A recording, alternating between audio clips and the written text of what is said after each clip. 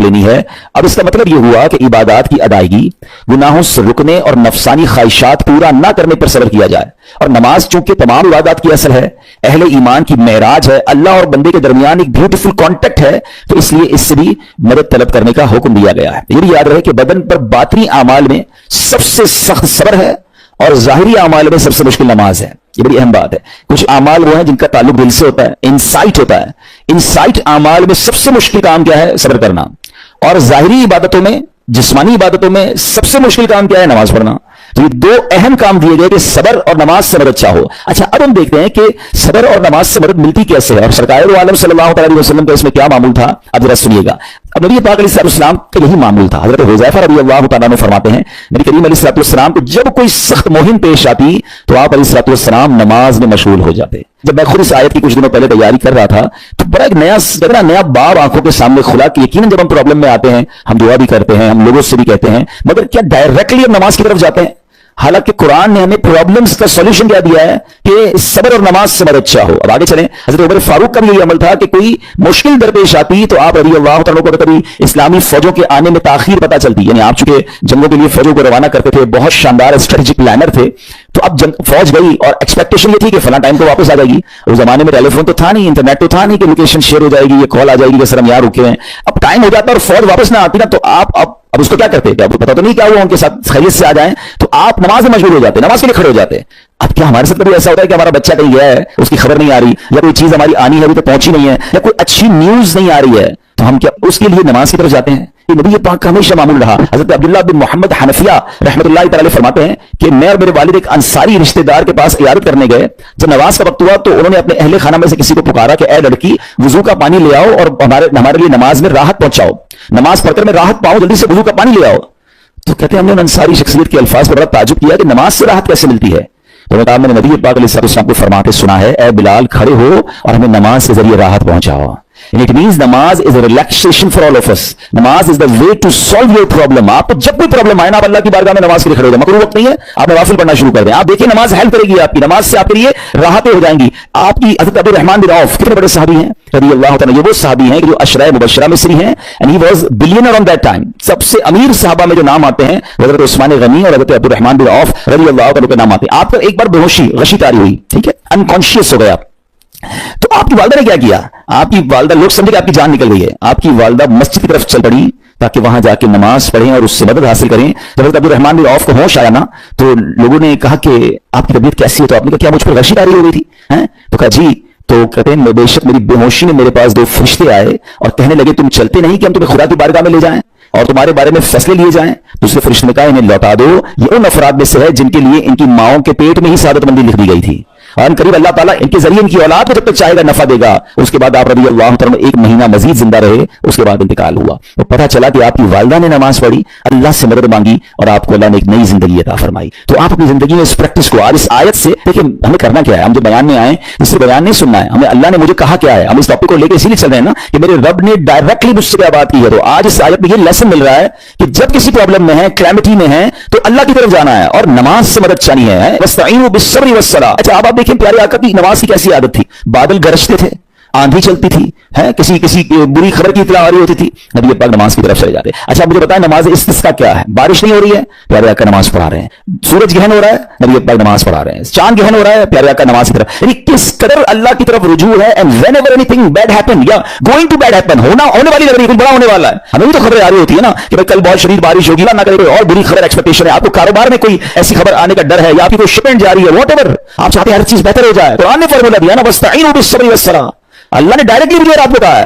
तो for now onwards make your practice कि मैंने इंशाअल्लाह नमाज से मदद लेनी है। और आप अपनी आंखों से देखिए, अल्लाह से अर्ज भी करें कि अल्लाह तूने कुरान में कहा है मदद ले, मैंने खड़ा हो गया नमाज के लिए, तो नमाज से आपने मदद लेनी है। अच्छा, अब उसके बाद आयत का जो सेकंड पार्ट है कि सब्र से मदद लेनी है। और आगे क्या फरमाया? इन्नल्लाह मअस साबिरीन, अल्लाह साबिरों के साथ है। सुभान अल्लाह। इसका मतलब यह हुआ कि अल्लाह ताला अपने इल्म और कुदरत के साथ, वैसे तो हर किसी के साथ है, लेकिन यहां सब्र करने वालों का खास जिक्र इसलिए हुआ ताकि इन्हें मालूम हो जाए कि अल्लाह ताला इनकी मुश्किलात को दूर फरमा देगा। मगर करना क्या है? सब्र करना है। अच्छा, अब सब्र के बारे में दो बातें बड़ी अहम हैं कि सब्र, नॉर्मली हम जब भी सब्र के बारे में सुनते हैं तो सब्र हम कहते हैं यार तकलीफ आई है सब्र करो, यकीनन ये भी सब्र है, मगर सब्र की एक और किस्म भी है जो उससे भी सुपीरियर है, जो उससे भी अफजल है, और वो क्या है?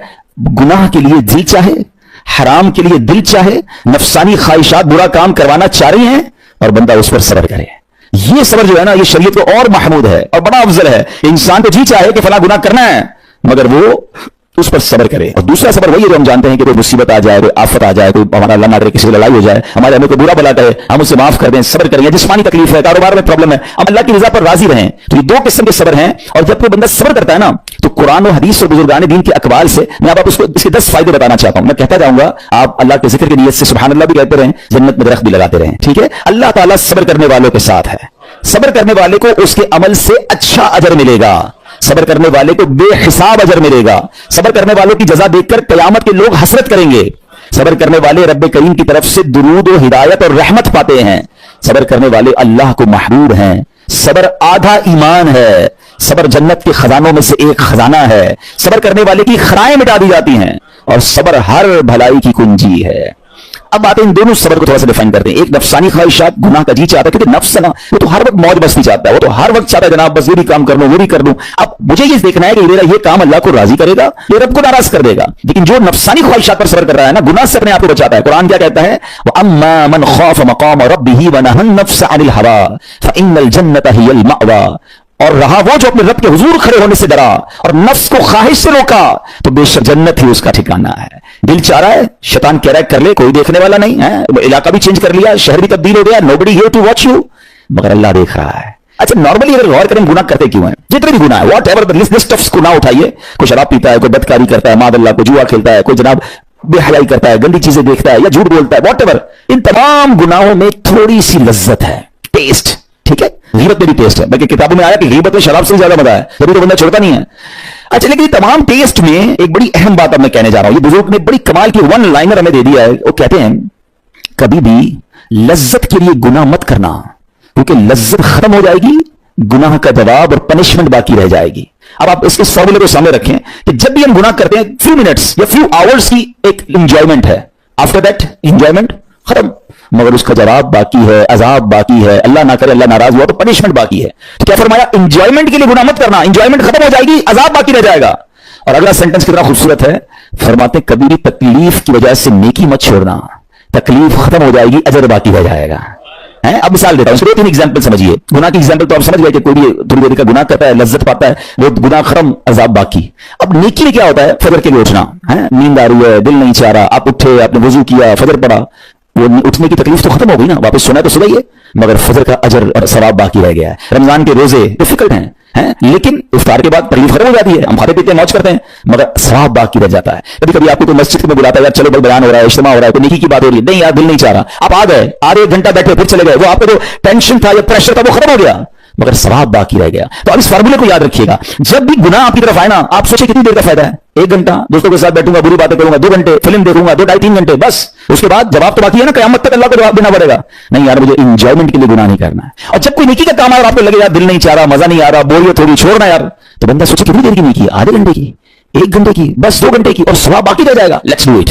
اگر یہ بات سمجھ آ گئی نا آپ کو, تو انشاءاللہ دیکھیے گا گناہ سے بچنا اور نیکیاں کرنا آسان ہو جائے گا. تو کیا فرمایا قرآن نے کہ جس نے اپنے نفس کو روکا, کیا خوبصورت آیت ہے, وَأَمَّا مَنْ خَافَ مَقَامَ رَبِّهِ وَنَهَى النَّفْسَ عَنِ الْهَوَىٰ, اور رہا وہ جو اپنے رب کے حضور کھڑے ہونے سے ڈرا اور نفس کو خواہش سے روکا, تو بے شک جنت ہی اس کا ٹھکانہ ہے. اور ایک اور جگہ کمال سے فرمایا, وَلِمَنْ خَافَ مَقَامَ رَبِّهِ جَنَّتَانِ, مبارک ان کو جو اللہ سے ڈرتے ہیں نا, صبر کرتے ہیں, گناہ نہیں کرتے, رک جاتے ہیں. قرآن کہتا ہے جو اپنے رب کے حضور کھڑے ہونے سے ڈرے, اس کے لیے 2 جنتیں ہیں, 1 نہیں 2 جنتیں ہیں. سورہ رحمان کی آیت ہے. تو پتا چلا کہ نفس کو روکنا یہ آسان بھی نہیں ہے, ہاں دل بہت چاہتا ہے, مگر یہ صبر جو ہے نا, ان اللہ مع الصابرین کا معراج ہے, جو ٹاپ آف دا لسٹ صبر ہے, تو یہ صبر ہے. اچھا اب آتے ہیں ایک اور صبر کی صورت, کہ اب آپ کو کسی نے غصہ دلا دیا, برا بلا کہا, یا آپ کے مزاج کے خلاف بات ہو گئی, اب آپ نے روکنا ہے اپنے آپ کو. اب غصے کا اظہار نہیں کرنا, لڑائی نہیں کرنی, گالی کا جواب گالی, اینٹ کا جواب پتھر, انگریزی کا مقولہ ہے نا ٹٹ فار ٹیٹ, جیسے کو تیسا نہیں, یہ ہماری شریعت میں نہیں سکھاتی. اچھا آج کل کسی کو کون ہے یار, آپ کیوں یار لڑائی کر رہے ہیں بھائی, میں جواب نہ دوں تو لوگ سمجھیں گے کمزور آدمی ہوں, مجھے اپنا روب بھی تو رکھنا ہے, میں بھی تو پتا چلے کون ہوں, آپ کو بتاؤں تو صحیح کون ہوں. سچی بات کیا ہے, جو ٹٹ فار ٹیٹ کرتا ہے, گالی کا جواب گالی سے دیتا ہے نا, وہ واقعی بتا دیتا ہے وہ کون ہے, وہ اپنا تعارف کروا رہا ہوتا ہے کہ یہ بھی ایسا ہے, میں بھی ایسا ہی ہوں. او بھائی اچھا ایک اور عجیب جملہ بڑا مشہور ہے آج کل, جناب ہم شریف کے ساتھ شریف ہیں, ہم بدماش کے ساتھ بدماش ہیں. مجھے آج تک سمجھ نہیں آئی یہ کون سا بٹن لگا ہوا ہے آپ کے اندر کہ شریف کے ساتھ آپ شریف ہو جاتے ہیں, بدماش آتا تو آپ بھی بدماش ہو جاتے ہیں. جناب والا شریف آدمی شریف کے ساتھ بھی شریف ہوتا ہے, بدماش کے ساتھ بھی شریف ہوتا ہے. جب بھی تو وہ غلط آدمی اچھا ہوگا نا. نبی پاک علیہ الصلوۃ والسلام نے گالیاں سن کر دعائیں دی ہیں, पत्थर बरसाने वालों को भी दुआएं दी हैं, मगर हम तो तैयार ही रहते हैं, यार मैं बताऊंगा इसको मैं कौन हूं, एक गाली दी है मैं इसके साथ उसको गालियां दूंगा, तो फिर आप भी वैसे ही होगा ना। फिर आप हदीस पाक क्या है, who is more stronger, who is more powerful. Allah के हबीब अलैहिस्सलाम फरमाते हैं कि बहादुर वो नहीं, ये बुखारी शरीफ की हदीस है, बहादुर वो नहीं जो पहलवान और दूसरे को पछाड़ दे, बल्कि बहादुर वो है जो गुस्से के वक्त अपने आप को काबू में रखे। असली बहादुरी ये है। तो अगर आपने वाकई सब्र से मदद लेनी है, इन्नल्लाह मअस साबिरीन का मुजदा लेना है, तो बदले नहीं लेना है, माफ करना है। फिर अब मिलकर मेरे साथ शब कद्र की दुआ दोहराइएगा, अल्लाहुम्मा इन्नका अफुव्वुन करीमुन तुहिब्बुल अफ़्व फ़अफ़ु अन्नी, अल्लाहुम्मा इन्नका अफुव्वुन करीमुन तुहिब्बुल अफ़्व फ़अफ़ु अन्नी, अल्लाहुम्मा इन्नका अफुव्वुन करीमुन तुहिब्बुल अफ़्व फ़अफ़ु अन्नी। What is the meaning? इस दुआ का माना क्या है? अल्लाहुम्मा इन्नका अफुव्वुन, अल्लाह तू माफ करने वाला है, तुहिब्बुल अफ़्व माफी को पसंद करता है, फ़अफ़ु अन्नी, अल्लाह मुझे भी माफ कर दे। हम क्या कह रहे हैं अल्लाह से? अल्लाह मुझे माफ कर दे, मेरे सारे अगले पिछले गुनाह माफ कर दे। मगर देयर इज अ क्वेश्चन, आपने माफ कर दिया सबको? बंदा कहता नहीं, मैं तो इंतजार में बैठा हूं, मैं तो मौके की तलाश में, बस मौका मिले फिर बताऊंगा मैं कौन हूं। हाथ में आ नहीं रहा बंदा, ट्राई कर रहा हूं किसी जगह आ जाए, बस उसके पैसे वैसे आ जाए, कोई उसका मामला मेरे पास आ जाए, बस फिर देखो क्या करता हूं। बैठे इस इंतजार में बैठे बहुत सारे लोग, कमाल है यार। यानी दुश्मनियां पाली हुई हैं, रिश्तेदारियां काटी हुई हैं, दोस्तों के पास जा नहीं रहे हैं, मियां बीवी में लड़ाई है, एक सॉरी के लिए बीवी घर बैठी है, वो कहती शौहर सॉरी कहते तो मैं आ जाऊंगी, शौहर कहता है बीवी माफी मांग ले तो मैं ले आऊंगा। अरे भाई कोई भी आगे बढ़ के माफी कर लो भाई, अल्लाह से माफिया मांग रहे हो, बंदों को माफ करने के लिए कोई तैयार नहीं है। मुझे खुद बताया ना कि कैसी दुआ है, अल्लाह तू मुझे माफ कर दे, मैंने किसी को माफ नहीं करना, ये बनती है दुआ? अल्लाह से पता क्या कहें, अल्लाह मैंने बंदा होकर तेरे सारे बंदों को माफ कर दिया है, तू तो सबसे बड़ा माफ करने वाला है ना, अल्लाह तू भी मुझे माफ कर दे। Look at the way to talk, ये मजा है ना बात करने का, फिर दुआ करने का लुत्फ भी आएगा आपको। तो दुश्मनियां ना रखें, गुस्से पर काबू पाएं, मुआफ करें। एक हदीस सुन लीजिए, लर्जा देती है, डरा देती है। अल्लाह के नबी अलैहिस्सलाम फरमाते हैं, जो रहम नहीं करता उस पर रहम नहीं किया जाता, हदीस का खुलासा है, और जो माफ नहीं करता उससे माफ नहीं किया जाता। अब बताइए, हम माफ करते हैं, हम रहम करते हैं, हम कहते हैं अल्लाह हम पर रहम करे, हम किसी पर रहम ना करें, नहीं होगा रहम, पहले अपने अंदर तो लाइए ये बातें। अब एक आयत सुनिएगा, इसके रहते वाकया, और फिर मैं बयान को कंक्लूड करता हूं। अल्लाह करीम इरशाद फरमाता है, अल्लज़ीना युनफ़िक़ूना फ़िस्सर्रा'i वद्दर्रा'i वल्काज़िमीना अलग़ैज़ वल्आफ़ीना अन-नास वल्लाहु युहिब्बुल मुहसिनीन। कुरान में रब फरमाता है, जो खुशहाली और तंगदस्ती में अल्लाह की राह में खर्च करते हैं। ये बड़ी खूबसूरत बात, ये गरीब इस्लामी भाइयों के लिए भी मदनी फूल है। अमीर तो खर्च करता है, नॉर्मली गरीब खर्च नहीं करता अल्लाह की राह में। हमारे किबला मुफ्ती कासिम साहब ने तफसीर कुरान सिरातुल जिनान में एक बड़ी प्यारी बात लिखी। आप कहते हैं पूरी दुनिया के अमीरों का सर्वे कर लेना, उनकी जो पैसे बढ़ने की एक वजह यह भी होती है कि वो कहीं ना कहीं चैरिटी कर रहे होते हैं, मदद कर रहे होते हैं, वो मदद और वो नेकी उनके पैसे बढ़ा रही होती है। और पूरी दुनिया के गरीबों का सर्वे करें तो इनमें से बड़ी तादाद वो जो खर्च नहीं करती अल्लाह की राह में, कहते हैं हम क्या खर्च करें, हम तो गरीब हैं, हम पर लोग खर्च करें। मैं आपको फॉर्मूला दे रहा हूं, ये कुरान से दे रहा हूं। जो तंगी में भी अल्लाह की राह में खर्च करते हैं, जो खुशहाली में भी खर्च करते हैं। आप तंगी में आप रुपया खर्च करें, ये नहीं कहते आप 10,000 रुपये खर्च करें, जितनी आपकी हैसियत, ये कारोबार है, आप 1 रुपया देंगे और आएगा, आप 10 रुपए देंगे और आप किसी न किसी नेकी के काम में खर्च करते रहे, आप गुर्बत से बाहर आ जाएंगे। If you want to take out yourself from that problem, आप आए अल्लाह की राह में खर्च करना शुरू करें। कुरान कह रहा है कि जो तंगी और खुशहाली में अल्लाह की राह में खर्च करता है। अगला पार्ट कितना खूबसूरत है, फरमाया वल्काज़िमीना अलग़ैज़ वल्आफ़ीना अन-नास, फरमाया और गुस्सा पीने वाले और लोगों से दरगुजर करने वाले।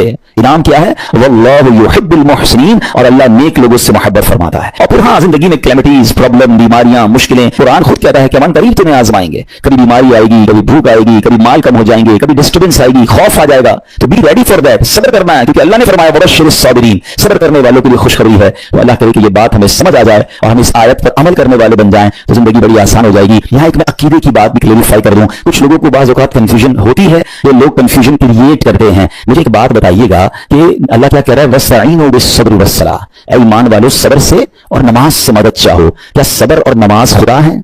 बताइए, नहीं है ना, अल्लाह तो नहीं है। हम सब्र और नमाज की इबादत तो नहीं करते। तो जब कुरान कह रहा है कि सब्र और नमाज से मदद मांगो, तो गैरुल्लाह से मदद मांगने का दर्स हमें कुरान दे रहा है। तो इसका मतलब यह हुआ कि अल्लाह के सिवा किसी चीज